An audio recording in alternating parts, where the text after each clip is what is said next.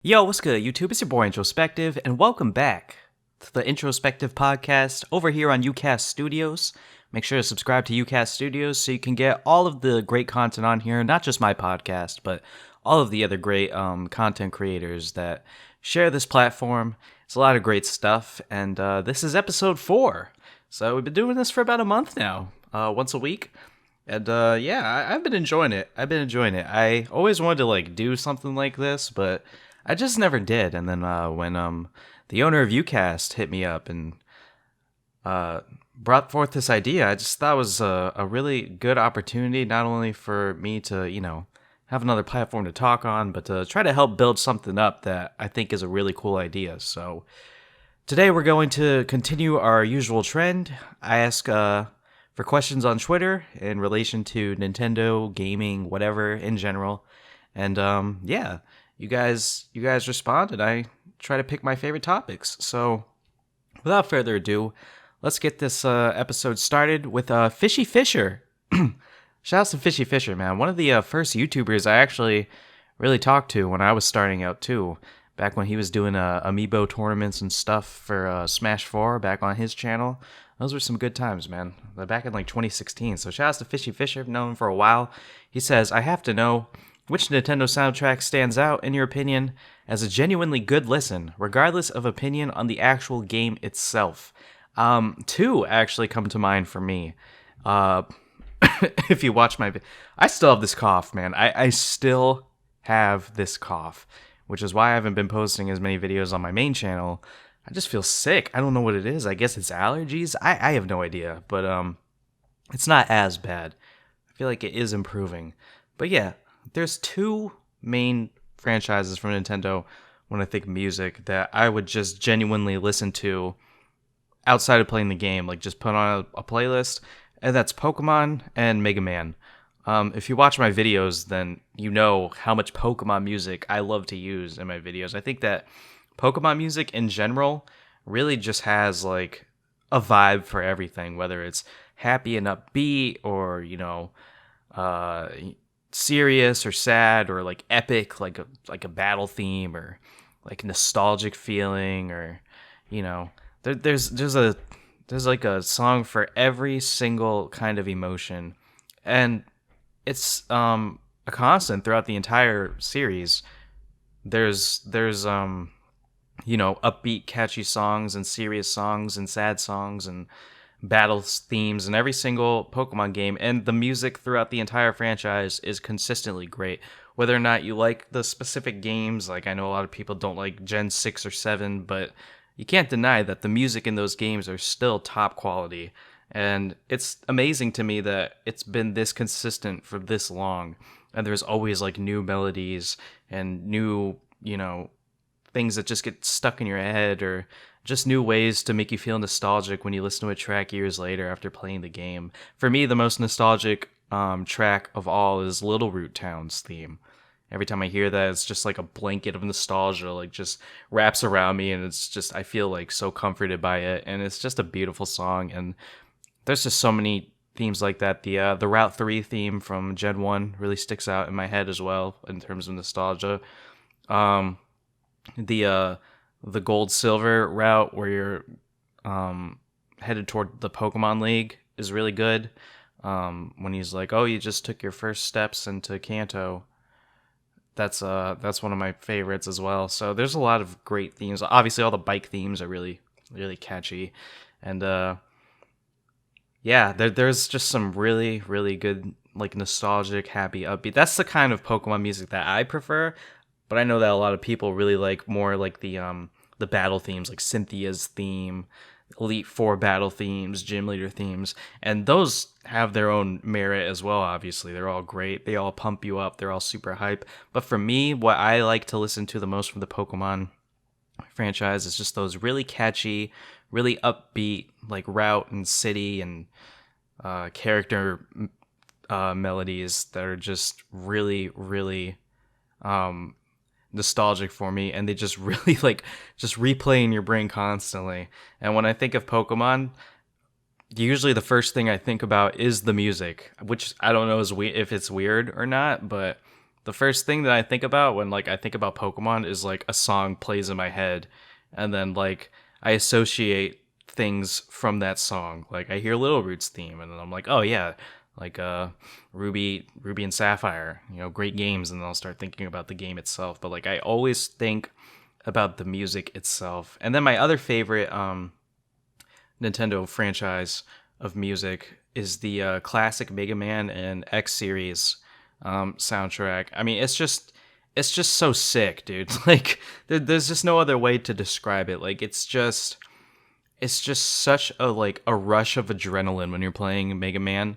Like not even from the music itself, just the game. Like playing Mega Man X series or classic Mega Man, like it just gives you this rush when you play. No pun intended. I mean rush coil and everything, but it just really makes you feel like super pumped when you're just running through a level, just shooting everything, and then you get to the Robot Master, and like Mega Man is just, it's so simple, but it's so awesome. And I think that the music is really complex, actually. Like it's a kind of like a good contrast to like the kind of simple gameplay that Mega Man is, where you're just you're running and shooting, jumping and shooting, using your different weapons. But then like this background music, it's got like so many like intricate melodies, and like it just pumps you up, and there's so many great themes in every single game. Like I can't even pick a favorite theme. I mean, every Robot Master, their theme is like perfect for the level. Like they just always set the atmosphere of the level with the music. Like before you even, as soon as like Mega Man warps into the level and you start hearing the music, even if you don't like run forward, you could tell like what kind of level it's going to be just based off like the sounds that you're hearing. It's really cool. Honorary mentions for music obviously would be like Mario. The Galaxy soundtrack is incredible. I really like the Odyssey soundtrack as well. And of course Zelda. Ocarina of Time soundtrack is incredible. The Hyrule Field theme is probably my favorite song in all of Nintendo. Is Ocarina of Time's Hyrule Field theme. It's just so great. You want to talk about like a range of emotions and like melodies and stuff. That's just like your one-stop shop for everything that you'd want to hear in a track, and it's just so great. I love when it really slows down and that flute comes in toward the end and then it picks back up. It's just really, really good stuff.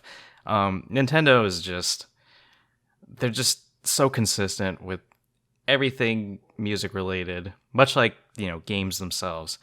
We can complain about Nintendo not showing new stuff, but at the end of the day, when you think of Nintendo, all you really think about is like consistency across the board with their music and gameplay and franchises, and that's what makes them so fantastic. So thank you, Fishy Fisher, for the question, dude. Poop War says, do you think there's something Microsoft and Sony is hiding about how the pandemic affects them? Clearly it has. Nintendo has been more obvious about it. Do you think they're hiding it, maybe in fear of how investors might react to slow business? I think that Sony and Microsoft are being just as affected as pretty much anyone else would be from the pandemic. But the difference between Microsoft and Sony and Nintendo this year is that they have to roll out the next gen and the PS5 and the Xbox Series X. So I feel like while Nintendo can really take their time, since the Switch is already out, there's already a lot of flagship titles. Animal Crossing and all that stuff came out this year already. Well, it's not like the jam-packed year that we would hope that it would be, especially with E3 being canceled and all. I think Sony and Microsoft can't really afford to be lax on the production of this generation, because if one were to slow up, then the other would have the advantage, and they're direct competitors. I mean, the Switch kind of just does its own thing, and it's just going to sell units, and the Switch just sells like hotcakes. I mean, it doesn't need to compete with the next gen hardware or 4K graphics or anything. The Switch does what it does, and it plays what it plays, and that's what makes it Nintendo, and that's what Nintendo fans want and will buy. So I think that the only direct competition between Sony and Microsoft are each other, in terms of like the big three gaming companies. And I think that if one were to slow and halt production, maybe on the level of like what Nintendo's doing, then the other would just completely decimate them come holiday season. And they can't really afford to do that. I mean, Xbox is already delaying Halo's release, and that's gonna really hit them. That's gonna hit them hard. I think a lot of people are gonna switch over to PlayStation just based off that. I'm originally a Sony fan. I did play 360 and love 360, but I haven't really been a fan of Microsoft since. I've always preferred Sony over Microsoft. The only time that I preferred Microsoft was the 360 over the PS3. But yeah, I think that neither of them can really afford to, because, like I said, even just delaying something like Halo already puts Sony more in an advantage, and they haven't even like shown their launch titles or anything yet, and people are already like, oh man, Sony's gonna kill them. So, I don't think that they can really take the time that Nintendo is taking to, despite the pandemic, continue to work on their projects, maybe at a slower rate, but still, eventually come out with the stuff that we expect them to come out with, and it's not going to be as big of a deal because they don't really have a direct competitor right now like Microsoft and Sony have against each other. So, while it sucks that we have to wait longer for what Nintendo's doing, at the end of the day, we already have the product, or the console, I should say. We already are in its current gen. We're just waiting for the next wave of games, and we have plenty of stuff to play in the meantime. So, yeah, I think that Sony and Microsoft aren't being as public about how the pandemic is affecting them, but I don't really think they have time to be, because they just, everything that they say publicly is just pretty much in relation to their upcoming release schedule. So, yeah, thank you to Poobar for that question. What is another? Sorry, I came unprepared. Do you think Pokemon would be better or worse if they went back to sprites? Oh, this is another question by Poobar that I liked. I've always liked sprites. I think the sprites really capture Pokemon perfectly. I think that the 3D models are obviously what people would expect out of modern gaming these days. But I think that Pokemon is the one exception where that if they like went back to sprites for like maybe not a mainline game, but like maybe something else, like just like a spin-off or something, or like maybe like in Pokemon Go they like put sprites or something like for an event, I think people would love it. I really think that they would absolutely love it. And I think that it's really like the heart of Pokemon for me is like seeing them as sprites. I don't know. It just seems so much better to me than the 3D models, and like especially with Sword Shield, because we know Sword Shield infamously reused a lot of animations and models from previous stuff, and they didn't put as much effort as they possibly could have in like really bringing them to life. And I actually think that the sprites and the older games have more personality than some of the character models in Sword Shield. But I think that for modern gaming, it's expected. So obviously, Game Freak is going to go with the modern game, especially on a console like the Switch. I mean, I can understand maybe going back to sprites on a handheld console, but obviously Pokemon isn't going to be on handheld and again anytime soon. So I think that when you're making a game on a big 3D console like the Switch, then obviously you do have to go with the 3D models. But I think that if they were to do something else, like outside the mainline games, and they chose to go the sprites route, I think people would really, really think it was cool. That's just me. I love sprites. I do like a lot of the 3D models as well. I appreciate it. I feel like it's the way to go. It just makes sense. I think more people would probably be upset that it's not like a full-fledged 3D world.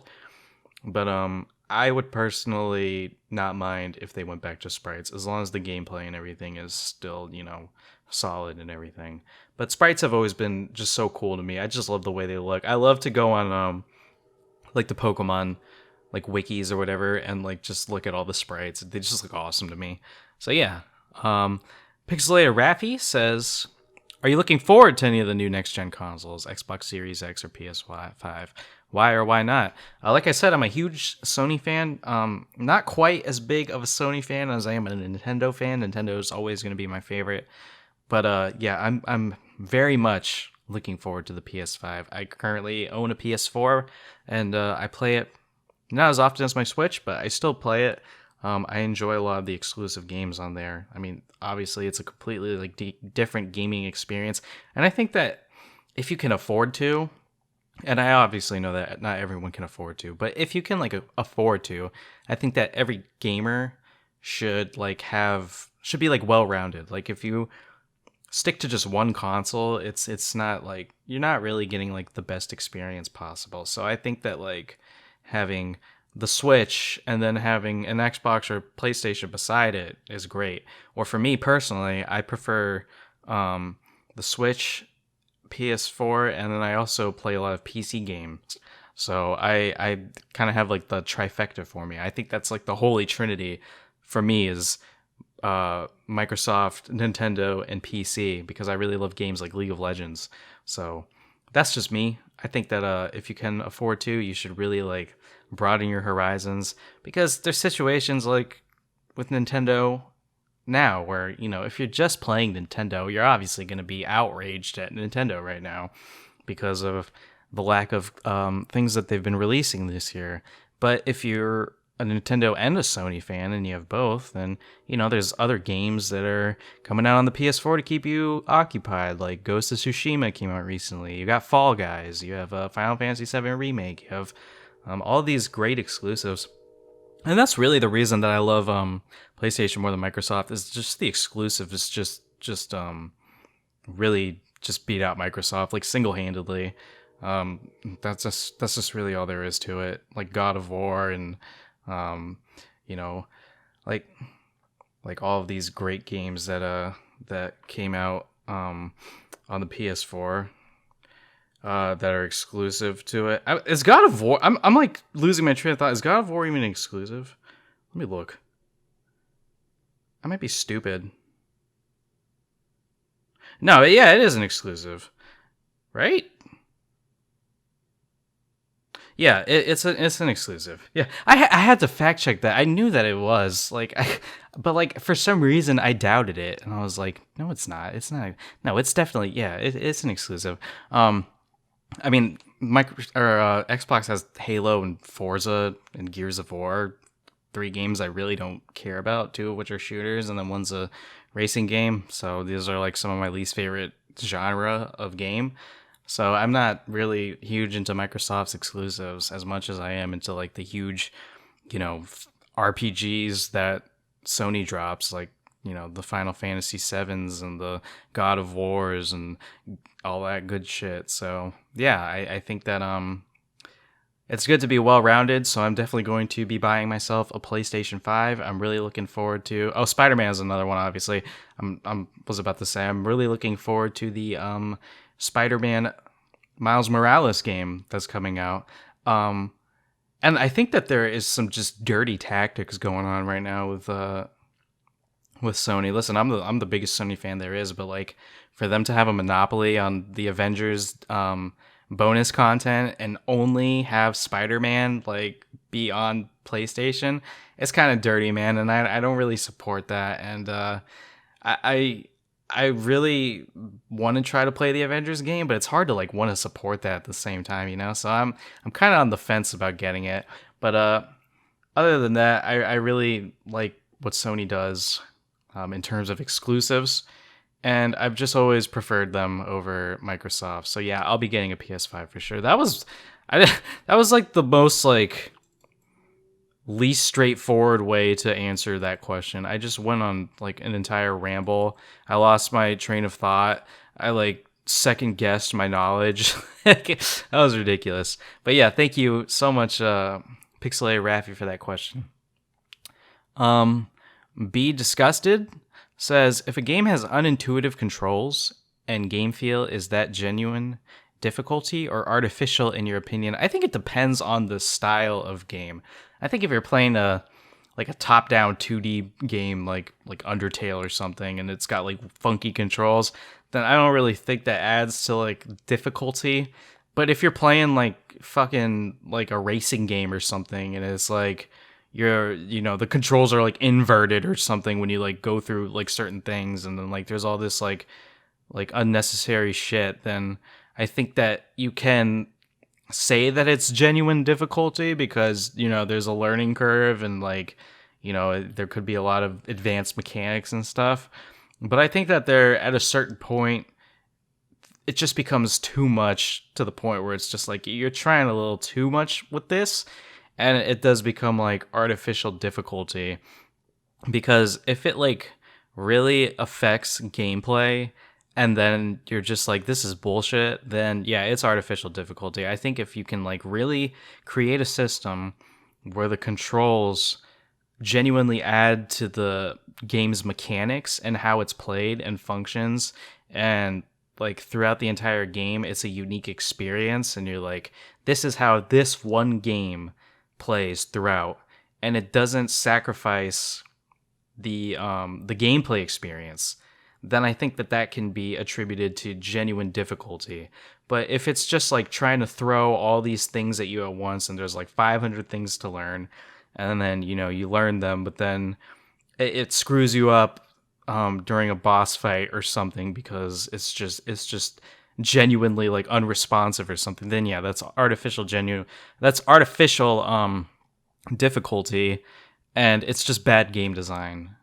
I think that when it comes to like creativity in games and like making something that not only works but is super creative, that's what like great game design is like taking something completely unique and executing it in a way that makes it memorable and even like a benchmark for things to come. Like, for example, like when Mario went to 3D and they created Mario 64, that game is incredibly intuitive and it's just designed almost perfectly, especially for its time, the way it functions, and you could just see its influence in games even today. Like even today, Mario 64 has been like the blueprint for modern gaming, and that's what I mean. But there's just, for every Mario 64, there's 1,000 games that no one ever knows or cares about because they try too hard with these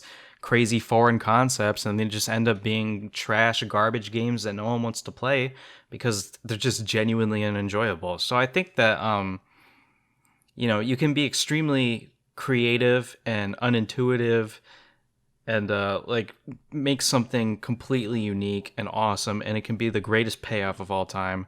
But the most important thing is that it's good and that it works and that it doesn't like sacrifice like genuine fun for just like bullshit kind of like wonky unique controls.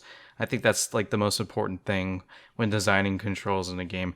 I think that most games just, they stick to the tried and true formula, and they do their own little tweaks and spins on it. But if you're going to take something and like completely change the formula, like, oh, you move forward with X and then you jump backwards with forward and like all this shit because you're in like an alternate dimension or something, it's probably not going to be very fun. And, it can be unique, but that doesn't mean it's good. And I would rather play a game that is completely solid and just plays like a dream and is just really fun and enjoyable, that's, kind of run of the mill, than play something experimental and super unique that plays like complete dog shit. What's my dog doing? Speaking of dog shit, he's like tacking up his lung over there. All right. It's all my animals are just interrupting these podcasts, man. Last time it was the guinea pigs. This time it's my dog. But yeah, thank you so much for that question. That was a good one. And then Slooney says, do you have a favorite console? If so, what and why? I don't know if I have like an absolute favorite console of all time, just because I've played so many. But if I had to pick from like every era, I would say the Super Nintendo was my favorite between that and the Genesis. And then obviously the N64 and PS1 are like, oh, man, they're really like tied for me, honestly. I think if I had to pick a favorite between those two, I would say PS1. But N64, like on a different day, I'd probably say N64. Like it's that close. And then PS2 was my favorite. I never actually owned the GameCube. I didn't play GameCube until much later, and I love GameCube. But PS2, if you like put a like a gun to my head and was like, you have to tell me your favorite console right now, like just say it out loud, I would probably say PS2. That's probably what I would say. Like my favorite game of all time, Final Fantasy X, is on there. Just so many great games, man. The original Star Wars Battlefront 2. Like there's just so many awesome games on PlayStation 2 that I still go back to and play to this day. Like Shadow of the Colossus. Like there's just so many great games. And then like I said, I preferred Xbox 360 over the PS3 era. And the Wii was really great as well. I really love the Wii. I can't hate on the Wii. And then my favorite of the next gen was probably PS4 over the Wii U and the Xbox One, which I never even played. I didn't even care about the Xbox One. But the Wii U, while it has amazing games, like an incredible library of games, I think its hardware is pretty bad. And I'm glad that they did the whole gamepad thing because, you know, it kind of ironed out the kinks for the eventual Switch. And I'm glad that that's why the gamepad, you know, exists today. But for the time, I really wasn't a fan of the gamepad. And I don't know why people were really that crazy about it, other than the fact that it was really comfortable. The battery life was pretty bad. The Wi-Fi reception on it was pretty bad. The touchscreen was terrible. Like, it was so bad. Like, compared to the DS, even the DS had a better touchscreen, in my opinion, than the gamepad. And I'm talking, like, the original DS, not the 3DS. You know, so... yeah, I really like the PS4. And then, if you're going to bundle in the Switch with the, you know, next gen... that I'd say Switch obviously is my current favorite because there's no competition yet, but I'm gonna have to see if I like it more than the PS5. And you know, I really love the Switch a lot. I think the online needs some vast improvements, and I think that they need to add more games onto the online service, especially from the 3D era, like N64 and GameCube and stuff. I don't know why they just don't port that stuff. They'll make a killing if they do. All they have to do is just port it onto the Switch and then they'll just sell like hotcakes. Like even if you didn't include it in the online service and then you sold it individually on the eShop because you know its value, I would still buy all of it. I would still pay $20 to have Ocarina of Time on my Switch. You know, like I'm sure they wouldn't charge $20. I'm sure it would be like, you know, $9.99 or something. But I would like pay a decent amount of money, not like a full game price, obviously, because it's an old game. But I would pay a good amount of money outside of paying for the online service just to have these games on the go. Like that would be so sick. That's like kind of like what the dream was back in the day when we were playing these games. It's like, man. When we had the original Game Boy or Game Boy Advance or whatever, it's like, man, I wish we had games like Ocarina of Time and Mario 64 and Sunshine and all these like big 3D games like on the go on a handheld device. And like that's possible now. And I think that they really need to do that because there's actually no reason not to. I know that they're capable of doing it. They've done it with the Wii U, so I don't see why they can't do it with the Switch. And I don't know what they're waiting for. I feel like this could have been like the easiest thing to do in the meantime. Like if, you know, your production on your newest games really are delayed to this extent, I feel like something that they could have just like done is thrown a few ports of classic games onto the eShop or the online service, and people would have been so happy with that. But, you know, I don't know what Nintendo is planning or what their game plan with that is, or really in general. It's all a mystery, and I'm excited to see what they come up with because I'm sure it's going to be worth the wait. But yeah, thank you guys so much for listening to today's episode of the IntroSpecktive... I can't even say my own name. The IntroSpecktive Podcast over here on UCast Studios. Again, make sure you subscribe to this channel so you can get all of the latest updates. I do a podcast once a week. I try to do them on Mondays, but sometimes my schedule doesn't allow me to get it uploaded in time and everything. But it's usually going to be on Mondays. I'm sorry that this week was later. The last couple of episodes have been on time, but yeah.